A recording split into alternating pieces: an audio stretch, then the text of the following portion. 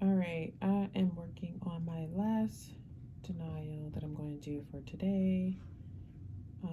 Let me see the reason this was denied.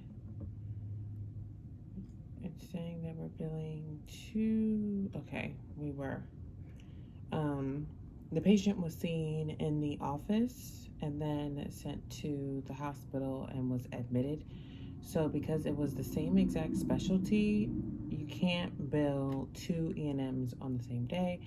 And the office E&M has already been changed to a no charge, but sometimes like the processing and all that, they probably already got the office visit claim first and then they got our admit code.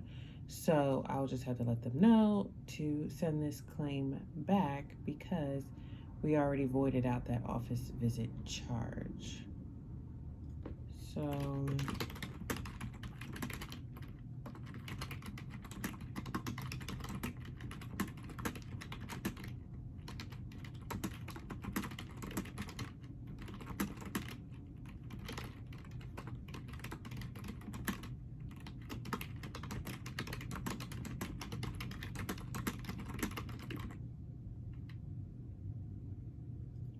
and where am I sending this? Okay. Office visit charge that was billed on the same day has been changed to a no charge code. Please send this claim back to payer to be reprocessed.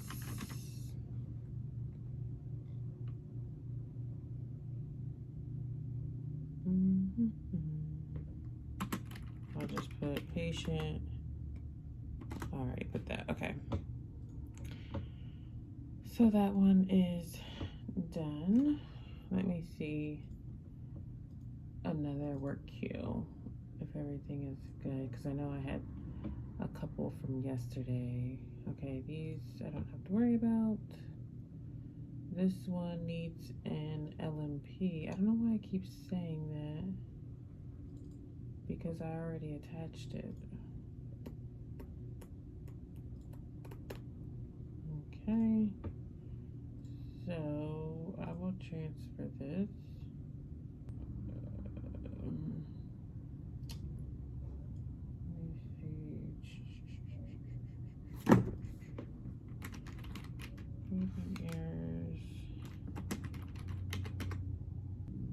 I see every single number but the number I need.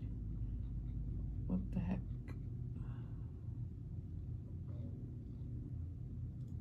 Alright, now I gotta find it.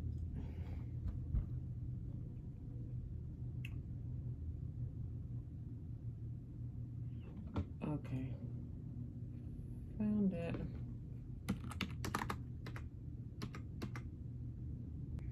Okay, I got rid of that one, and then this one is holding in another work queue, so I don't have to worry about that.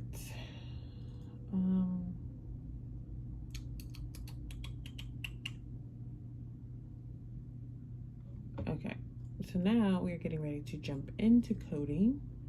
I am going to look at my stuff by date of service on one screen, and then on a different screen I'm going to sort by patient's last name.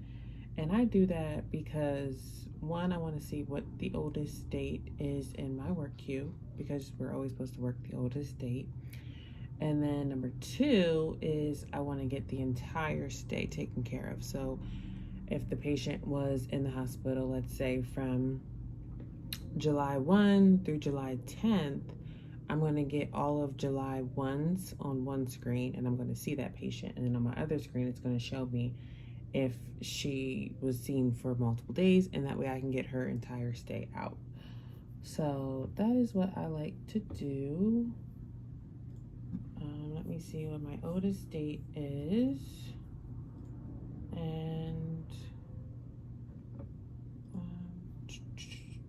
okay, so I'm getting ready to start. I have some charges that I just have to resubmit. And then what's this one for?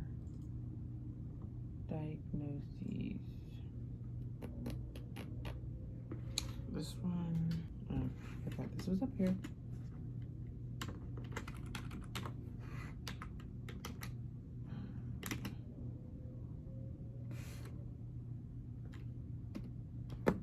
Oh, that's why.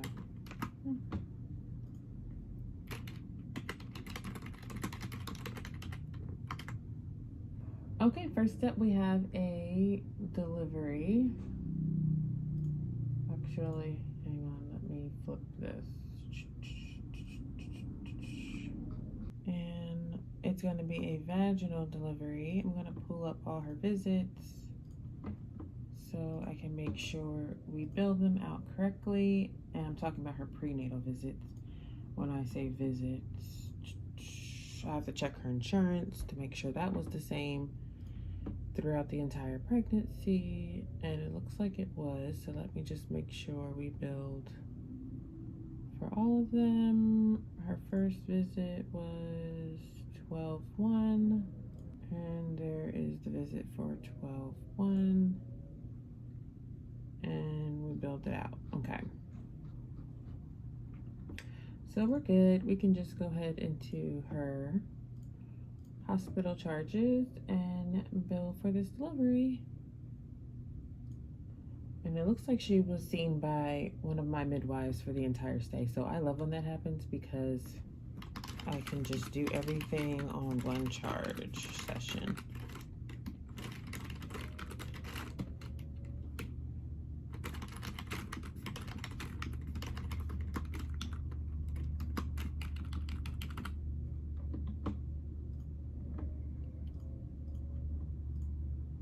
Okay, so let's see.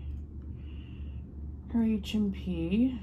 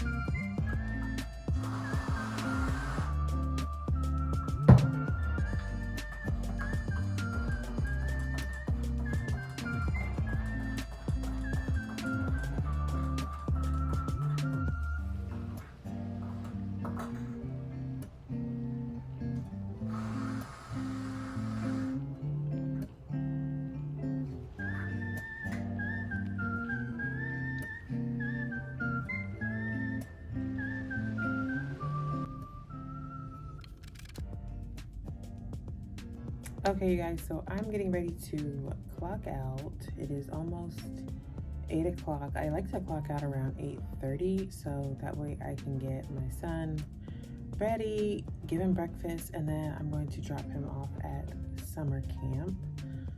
He stays there until 2 o'clock, and I'll have to leave around 1:30, 1:45, so that way I can pick him up. But that is what I'm getting ready to do, and then you guys will see us traveling to drop him off.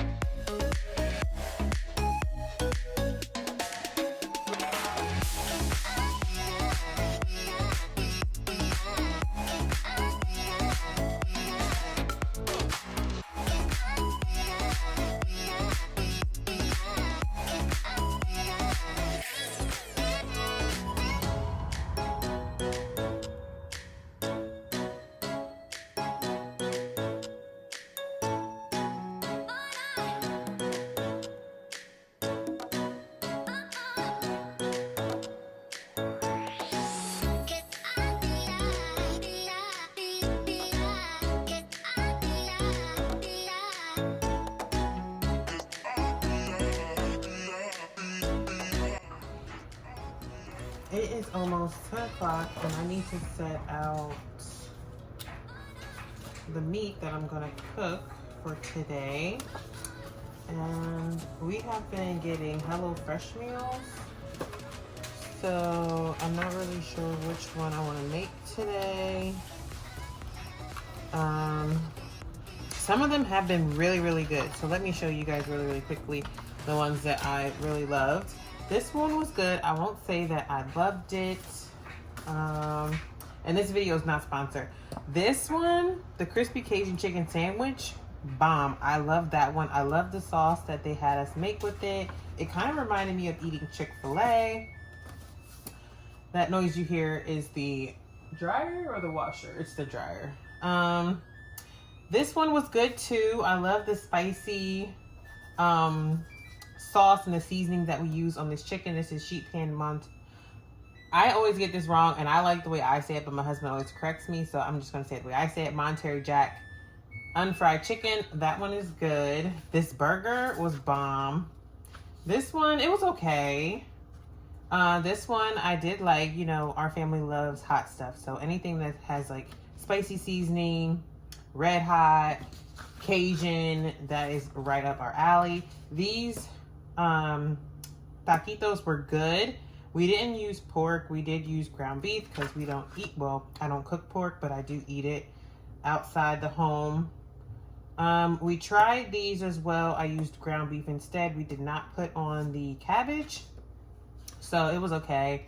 This one, again, was pretty good. This one was kind of like a hamburger helper type meal, so that one was okay. This one was okay. It kind of was like a twisted spaghetti with the chicken sausage instead of using ground beef. So that one was good. This one tastes really healthy. It was, we used chicken sausage instead of the pork sausage. So I love sausage, so this one was good. I won't say it's like the number one. And then this one I did not make. I ended up throwing it out because we kept it for too long. I'm not somebody that wants pineapple or any type of fruit with my tacos. So for today, I will probably make, what did we have last night? We had chicken last night.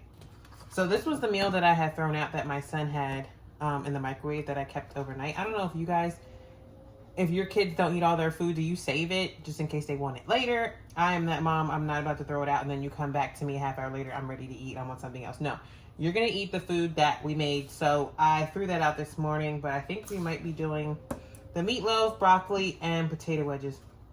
So HelloFresh, if you guys have ever had HelloFresh, y'all know you're always going to get some type of potatoes as your starch. And I think we have a meal here with rice. Yeah, we might have a couple meals here with rice. But so far, we always have like some type of potato.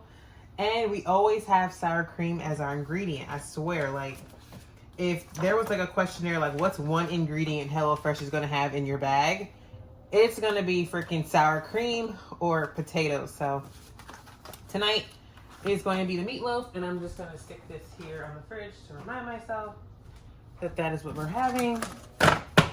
And yeah. All right, you guys, so let me give you a quick rundown of what I've been reviewing today so far. I had a vaginal delivery, like I told you guys. So we are going to go over what exactly I billed. And for that vaginal delivery, I billed for delivery only with postpartum care or including postpartum care. That's what it reads. The 59410, because of the patient's insurance, we billed E&Ms, which are evaluation and management codes, for each antepartum visit. And you cannot bill the 59400 because this code includes all of the prenatal care, the delivery, and the postpartum. But this payer allows us to bill for the delivery with the postpartum care. So when she comes back for her 6-week check, that will be included. And we will go ahead and bill the 0503F code for that one. That is a category 2 code, and it's just used for tracking purposes. My diagnosis code for this delivery, it was a normal delivery. So I went with 080, which is right over here. Encounter for delivery, encounter for full term, uncomplicated delivery.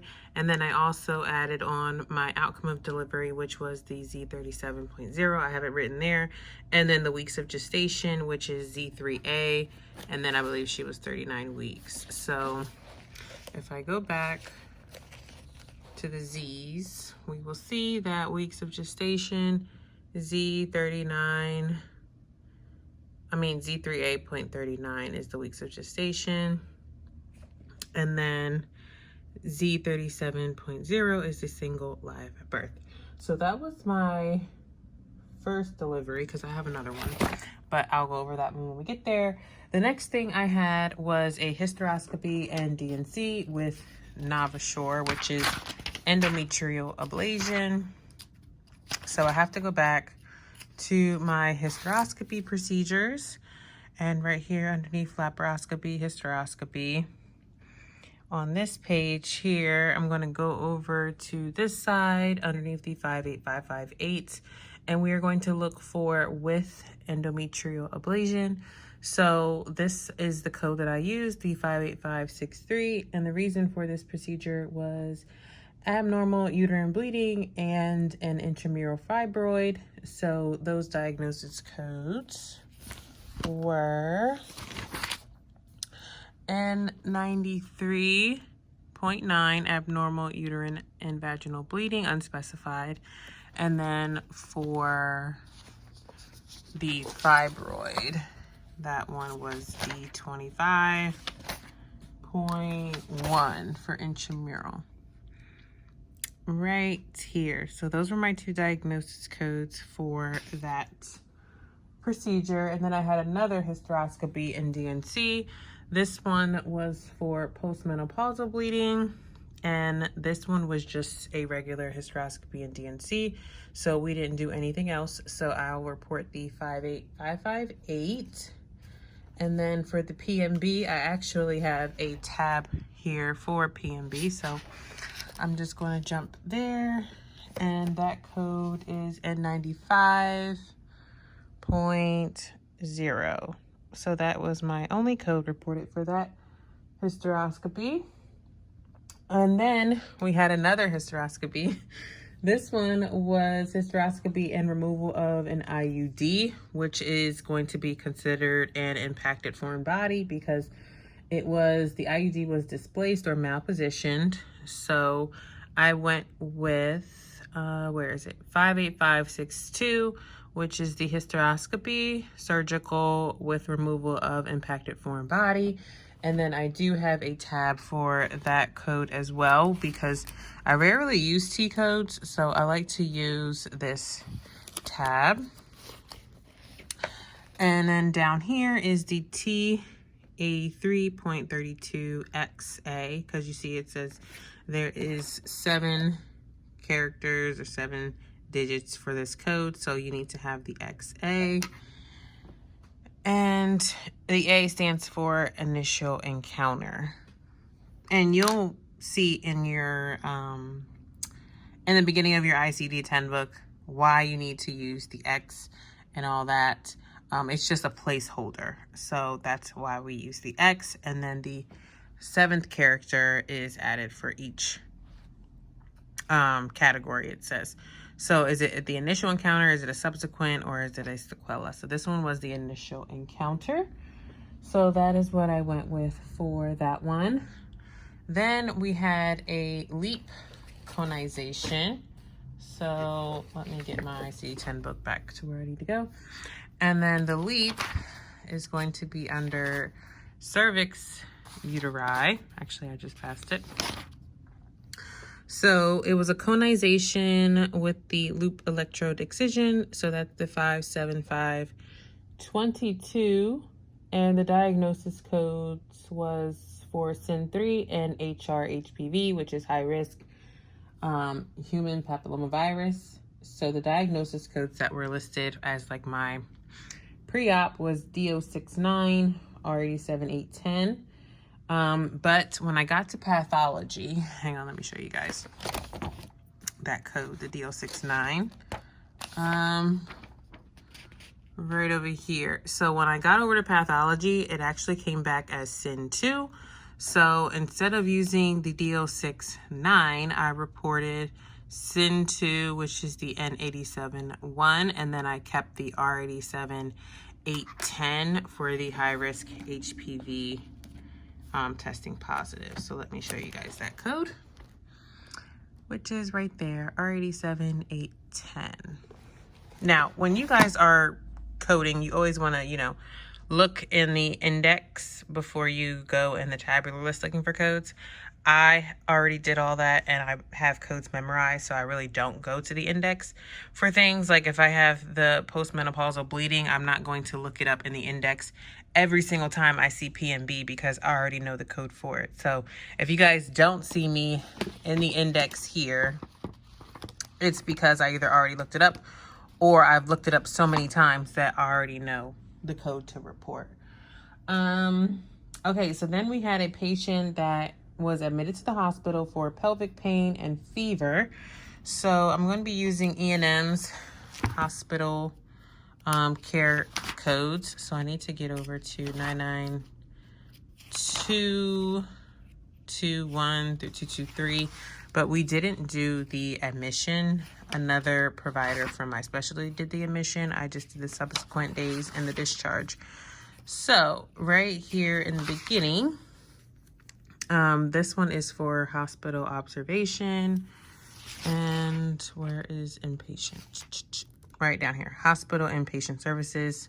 So on the next page, you'll see your admit codes, 221, 222, 223, and then we have our subsequent day codes, which said that over there. And I went with a 99231 because we had a problem-focused history, problem-focused exam, and a straightforward or low complexity. The diagnosis codes that I reported were R10.2 and R50.9 because she had pelvic pain and a fever. It was presumed to be TOA, which I think is like tubal ovarian abscess. I think that's what it had said it was. And that code was N70.93. So what I did for the subsequent day, I did report the R diagnosis codes because it was presumed it, and that means like possible, consistent with, and that's what you're only supposed to report the symptoms and not code the disease or complication or whatever they say it's probable of being. You don't code that until the discharge. So R10-2 was for the pelvic pain, and then R50.9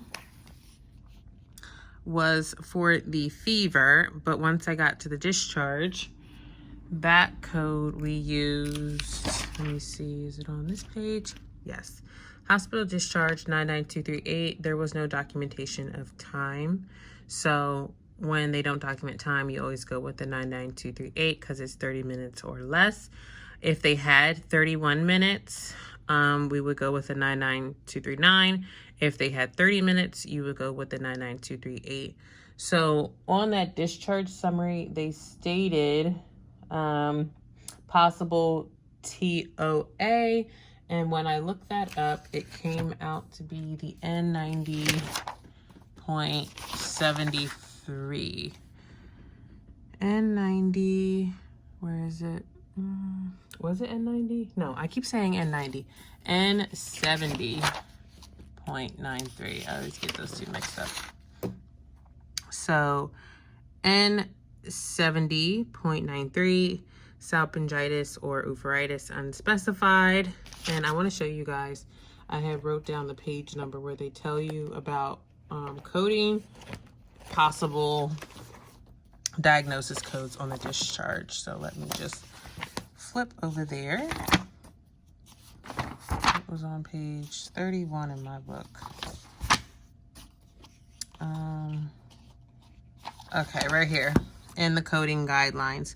So uncertain diagnosis, if the diagnosis documented at the time of discharge is qualified as probable, suspected, likely, questionable, possible, or still to be ruled out, compatible with, consistent with, or other similar terms indicating uncertainty, code the condition as if it existed or was established. And then highlighted here, I have this guideline is applicable only to inpatient admissions to short-term, acute, long-term care, and psychiatric hospitals. So the patient was under inpatient status, and at the time of discharge, we did have a possible diagnosis for TOA, so that is why I reported the N70.93. And then my last delivery that I told you guys that I was billing, let me just skip back over to my O codes.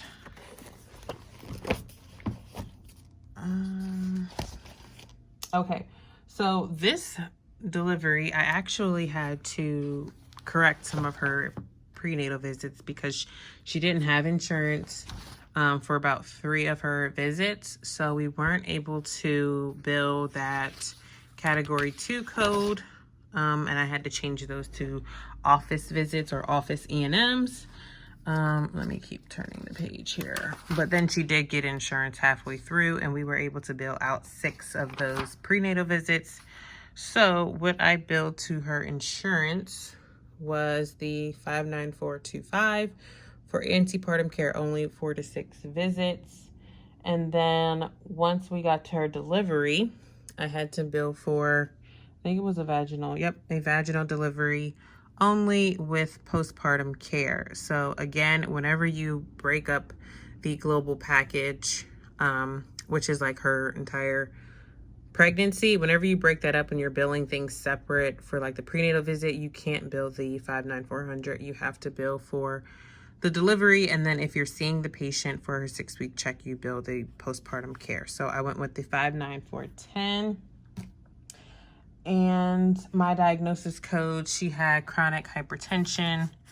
So that is 01092 for, oops, that's not 010. 010, where is it? On, over here. 010.92 0.92 unspecified pre-existing hypertension complicating childbirth because she was in labor. So I went with that one, and then she was 39 weeks, and then she had postpartum hemorrhage after the delivery. I think it was like a few hours later. So I didn't put it on the delivery because it didn't happen during delivery, but in her post-delivery charges where we have subsequent days or we see the patient later that day, we have to put a charge in for every single note our providers create. So I just used a no charge, but I did put the 072.1 with that one just so we know, like, that's why we had seen the patient for that second time. So the 072.1 was not on the delivery, but it was on the no charge code that I submitted. Now, these no charge codes do not go on the claim. They're just like tracking for our system. And yeah, you don't have to worry about that. So then it was 39 weeks. So again, I think I gotta go back a page.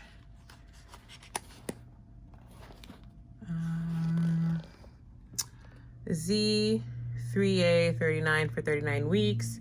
It was a single live born. Z370 were the codes that I added on the delivery. And then for the post-delivery days, like the next day, or the day she was discharged, because rarely do you deliver and leave the same day.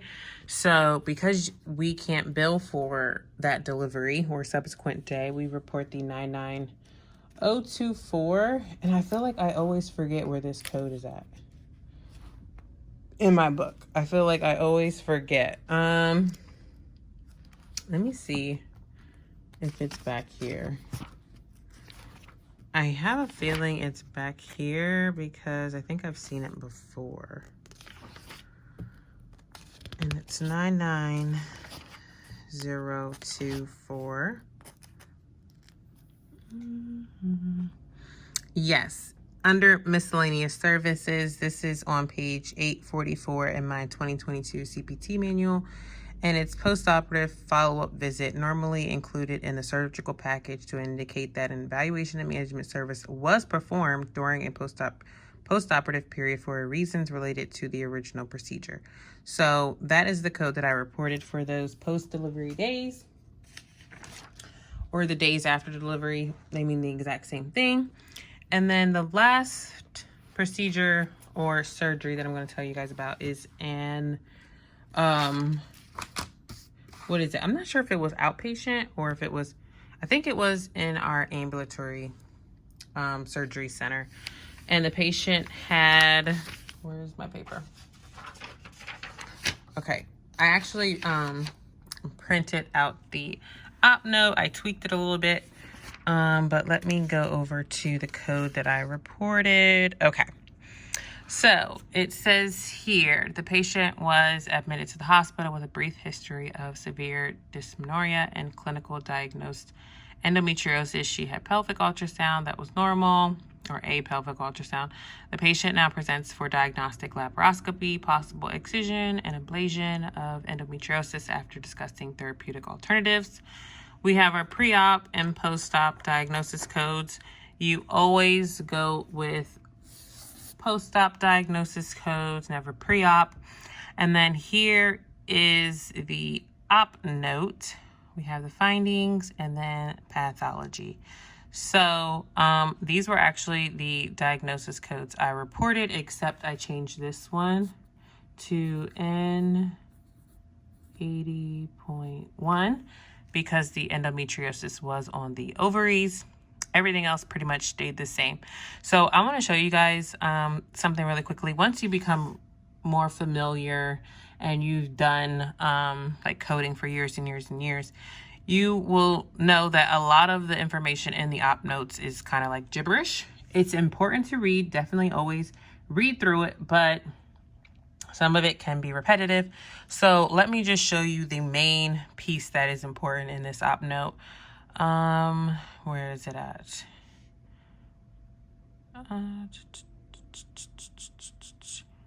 Okay, so you want to make sure that you see that this is actually a laparoscopic procedure.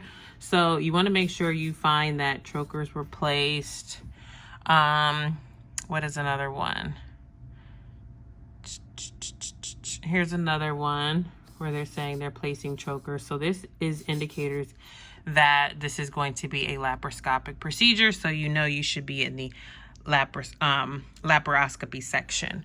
And then the details of the procedure is very, very important, so you know exactly what they're doing, because all this stuff up here, let me show you. From here all the way across, I'm trying to see this at the same time. All this stuff up above is pretty much prep work. What you need to see, which is going to be like the meat of your op note, is this information here. So let me highlight it really quickly.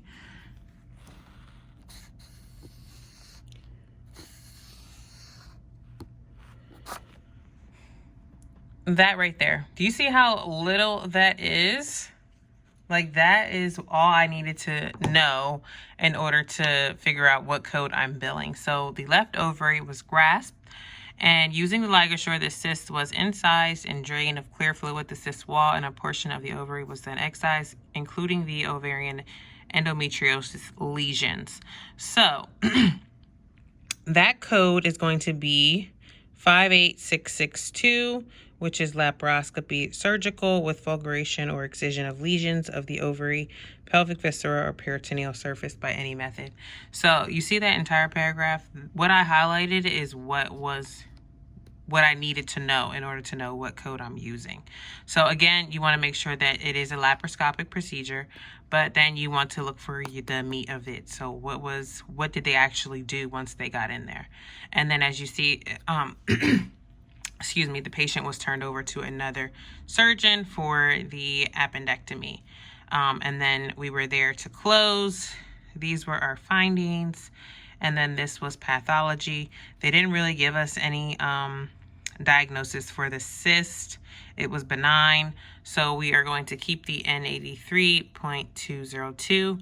I changed that endometriosis to a more specified code because it says ovarian endometriosis. And yeah, let me show you guys that in my book. N81, or N80.1, I should say. N80.1 endometriosis of ovary. So yeah, that was a rundown, you guys, of some of the things I reviewed today, and I hope you guys enjoyed it.